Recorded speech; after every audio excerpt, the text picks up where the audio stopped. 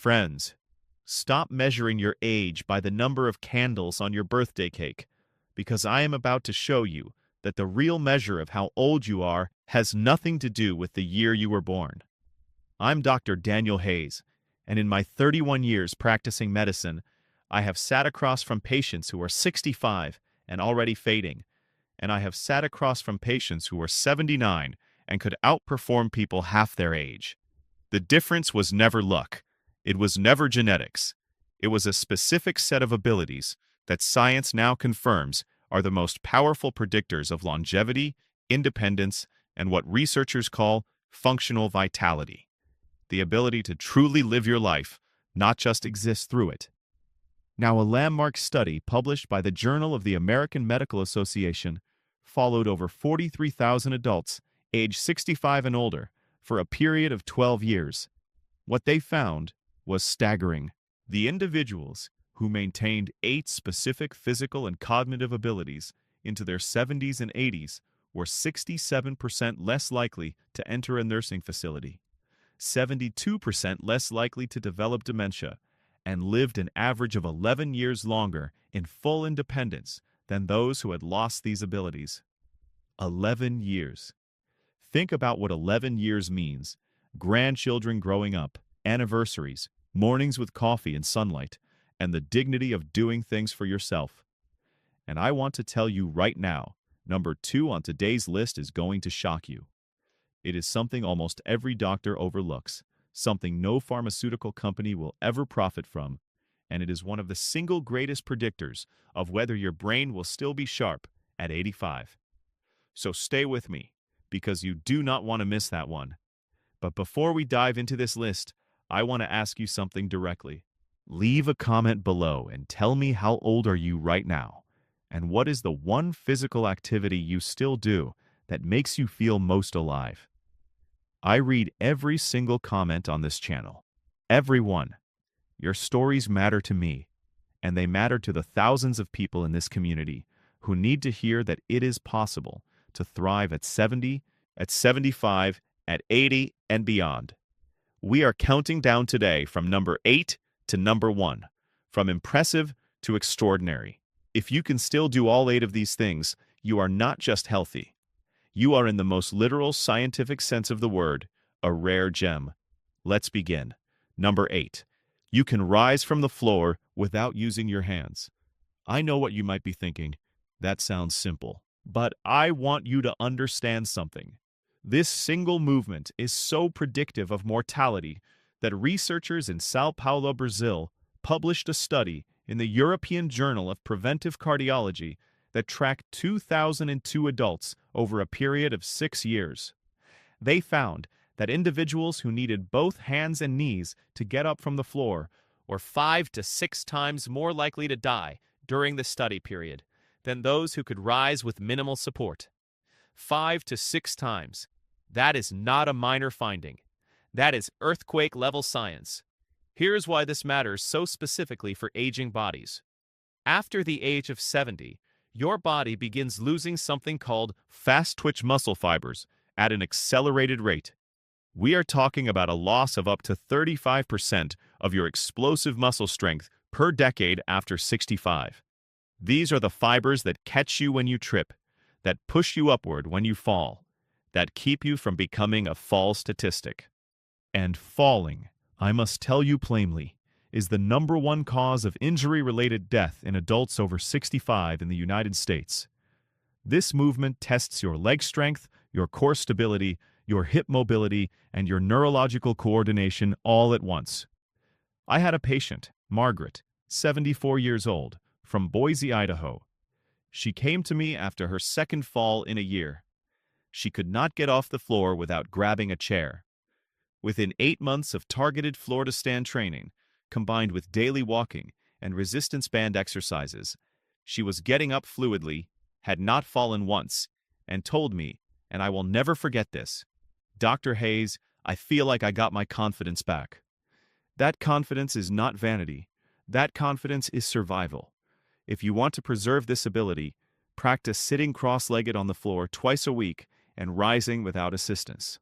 Pair this with leg press movements, And vitamin D3 supplementation research from Harvard Medical School shows that D3 deficiency dramatically accelerates muscle fiber loss in adults over 65. The scientific references for everything I'm sharing today are in the description below. Number 7, you can balance on one leg for at least 10 seconds with your eyes open. This might feel like a party trick. It is not. The British Medical Journal published a study in 2022 involving over 1,700 adults between the ages of 51 and 75, and they discovered that individuals who could not hold a 10-second one-leg stand had an 84% higher risk of dying from any cause within the next decade. 84%. That number should stop you cold. What is happening in your body during a one-leg balance?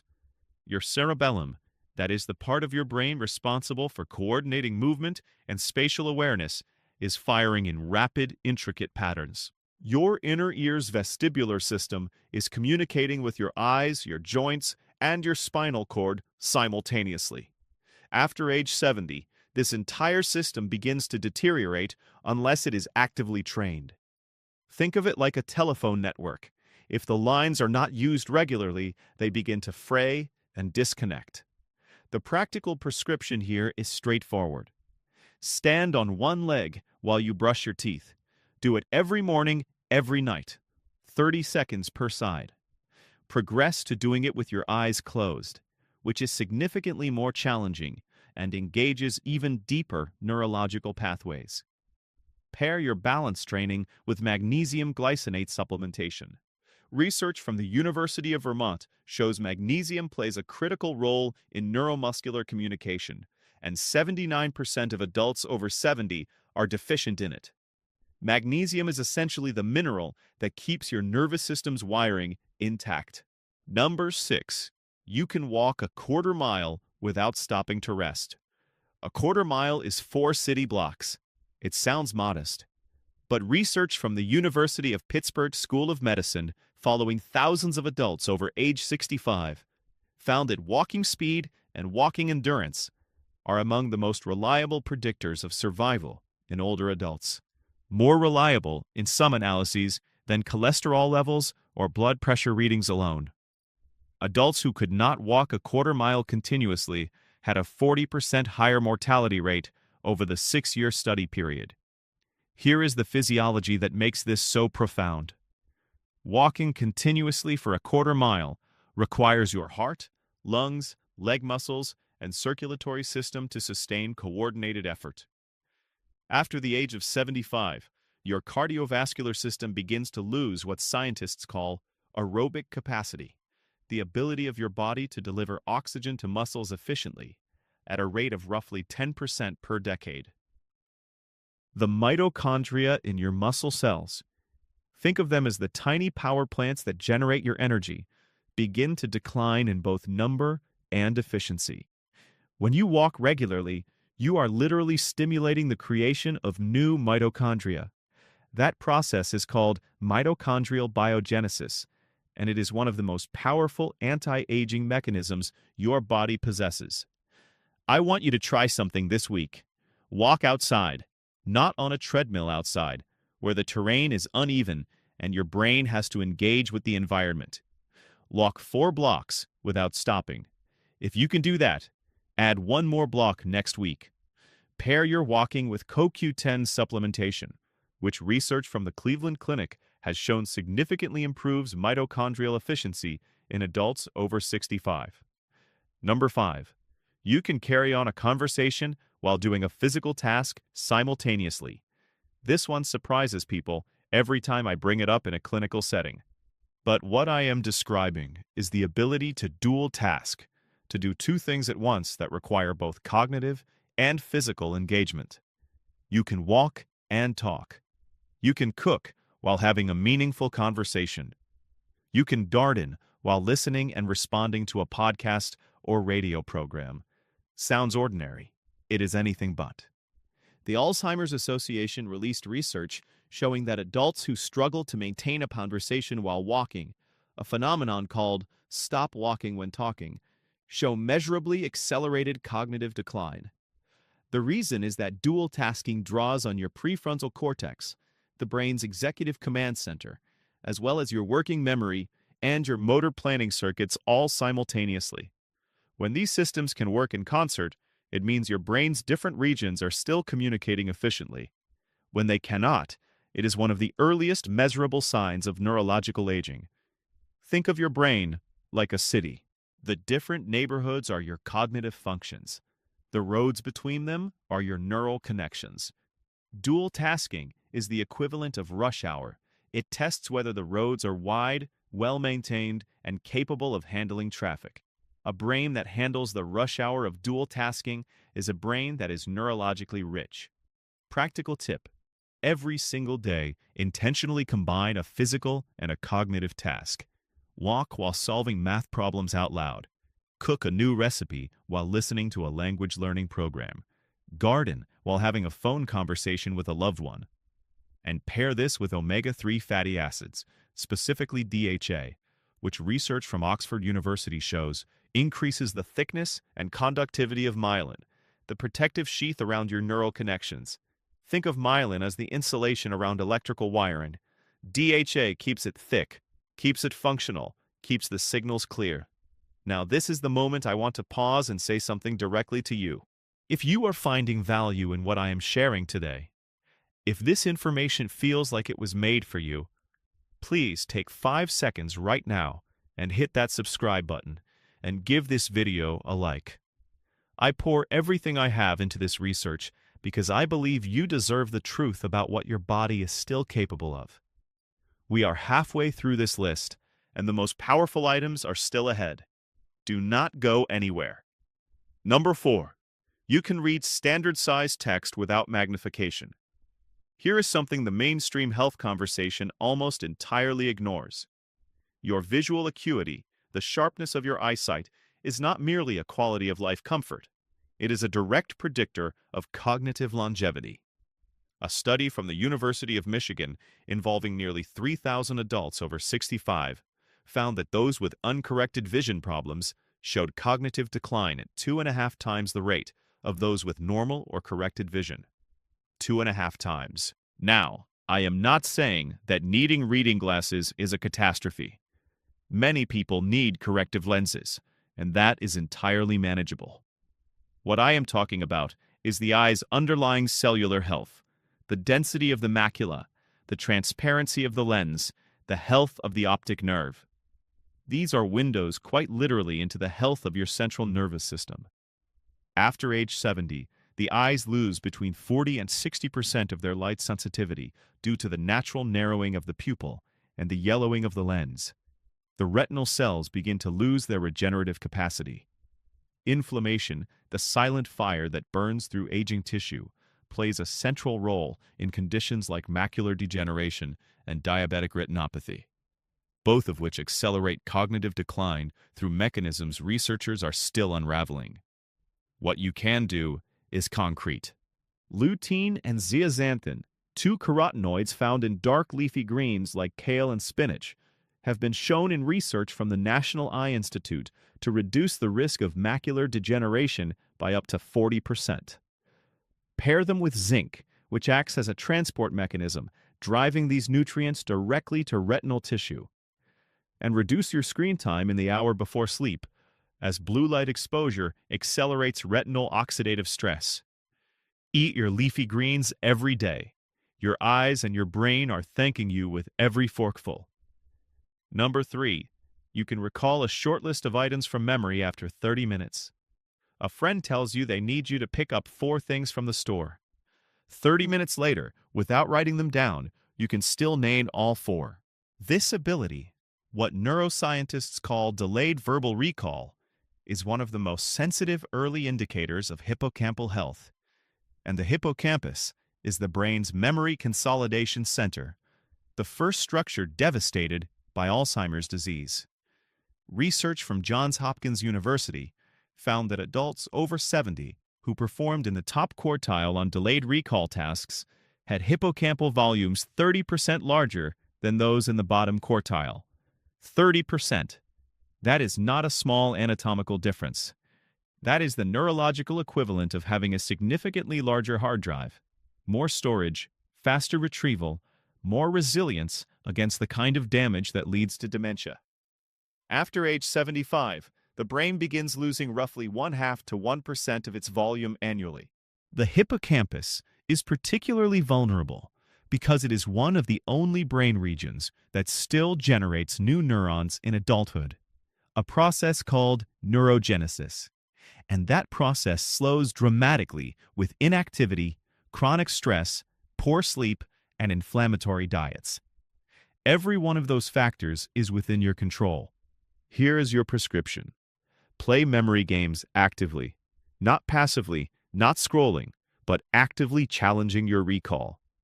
Read a chapter of a book, close it, and try to summarize what you read. Learn new names deliberately at social gatherings. And consider lion's mane mushroom extract, which research from the University of Yamanashi in Japan has shown stimulates nerve growth factor, a protein that directly promotes new neuron development in the hippocampus. Take it with your morning meal and pair it with regular aerobic exercise, which research from Columbia University shows increases hippocampal volume by up to 2% annually in adults over 65, actually reversing age-related brain shrinkage. I think of Robert, 77, from Chattanooga, Tennessee. He came to me convinced he was developing Alzheimer's. He was forgetting names, losing his train of thought in conversations. We made 5 specific changes to his lifestyle and supplementation protocol. 14 months later, he called my office and said, and I'm paraphrasing because I will never forget this call, "Dr. Hayes, I just played trivia against my grandson, and I won." That man's brain grew. I have seen it happen more times than I can count. Number 2, and here's the one I promised you would be surprised by. You can still feel genuine excitement about something in the future. I can hear some of you shifting in your seats. This sounds like a psychology question, not a medical one. I want to tell you as a physician and as a scientist, this is deeply, profoundly medical.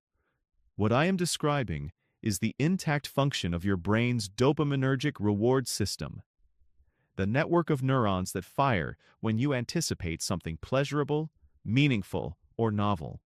Dopamine is not just the feel-good chemical. It is the chemical of anticipation, of motivation, of future orientation. And after the age of 70, the brain loses dopamine receptors at a rate of approximately 7 to 8% per decade, with the most significant losses occurring in the prefrontal cortex and the nucleus accumbens, the reward center. When this system degrades, something terrifying happens that most doctors do not discuss with their elderly patients. A person begins to feel that the future holds nothing worth waiting for. They lose interest in planning, in novelty, in connection. They describe it as the world going gray. This is not just sadness. This is called anhedonia, the inability to feel pleasure, and it is one of the most powerful predictors of rapid cognitive and physical decline in adults over 70. A 20-year study from Rush University Medical Center found that adults who reported high levels of what researchers called purpose in life, essentially having things to look forward to, or 48% less likely to develop Alzheimer's, and lived an average of 7 years longer than those without it. 7 years of living, not just existing, but genuinely living. Here is what you can do starting today. Deliberately schedule something to look forward to every single week. It does not need to be grand. A meal at a restaurant you have never tried, a phone call with someone you love, a new book, a new route on your walk, a new recipe in the kitchen. Novelty is neurological medicine. It stimulates dopamine release and drives new synaptic connections. Pair this practice with social engagement research from Brigham Young University, found that social isolation increases mortality risk by as much as 26%, while rich social connection actively preserves dopamine receptor density. Call someone you love today, after this video. That call is as medicinal as any supplement I could prescribe. And number 1, the ability that above all others separates those who thrive from those who merely survive. You can get a full night of restorative sleep and wake feeling rested. I have saved this for last because it underpins every single other ability on this list. Sleep is not passive. Sleep is not rest. Sleep is the most aggressive biological maintenance process your body runs, and it runs it exclusively at night, exclusively when you are unconscious and in deep restorative stages of slumber. During sleep, specifically during slow-wave deep sleep and REM sleep, your brain activates something called the glymphatic system. Think of it like your brain's overnight cleaning crew. Specialized fluid pathways open up and flush out toxic waste products that accumulate in your neurons during the day. The most important of these waste products is called amyloid beta, the same protein that clumps together to form the plaques that define Alzheimer's disease. Research from the University of Rochester, published in the journal Science, confirmed that the glymphatic system is 60% more active during sleep than during wakefulness. That means every night you sleep poorly, your brain's cleaning crew is working at 40% capacity, and the trash is piling up. After the age of 70, reaching deep slow-wave sleep becomes significantly harder. Research from UC Berkeley found that adults over 65 spend 75% less time in deep sleep than adults in their 20s. Less deep sleep means less glymphatic cleaning. Less cleaning means more amyloid accumulation. More amyloid means accelerated neurological aging. This is not a theory. This is a biological chain of consequence that researchers now consider one of the central mechanisms of dementia. What can you do? First, anchor your sleep schedule. Wake at the same time every morning, including weekends. Your circadian rhythm, the body's internal clock, is governed by morning light exposure, so get outside within 30 minutes of waking and let natural light enter your eyes. This resets your melatonin production cycle and significantly improves your ability to reach deep sleep that night. Keep your bedroom temperature between 65 and 68 degrees Fahrenheit. Your core body temperature must drop to initiate deep sleep, and a cool room accelerates that process. Consider magnesium threonate specifically, a form of magnesium developed at MIT that crosses the blood-brain barrier more effectively than other forms, and has been shown in clinical trials to increase slow-wave sleep duration in adults over 60 by an average of 17%. Pair it with glycine. 3 grams taken 30 minutes before bed has been shown in research from the Japanese National Institute of Health to reduce core body temperature and measurably improve sleep quality and next-day cognitive performance. Avoid alcohol within 4 hours of sleep. Despite feeling like it helps you relax, alcohol is one of the most effective destroyers of REM and deep sleep known to science, reducing both by up to 40% even from moderate consumption. I want to tell you about Patricia, 72, from Portland, Oregon. Patricia came to me exhausted. She had not slept through the night in 4 years. She was developing word-finding difficulties, losing her balance more frequently, gaining weight despite eating carefully. We rebuilt her sleep architecture using the exact protocol I just described. Consistent wake time, morning light, cool bedroom, magnesium threonate and glycine, no alcohol within 4 hours of bed. Within 60 days, she was sleeping 7 hours continuously. Within 6 months, the word-finding difficulties had largely resolved. Her balance improved. She lost 11 pounds without changing her diet significantly. Patricia's story is not unique. I have seen variations of it dozens of times. Sleep is not a luxury for older adults. Sleep is the master medicine that makes every other intervention work. And now I want to bring you back to this moment, because I believe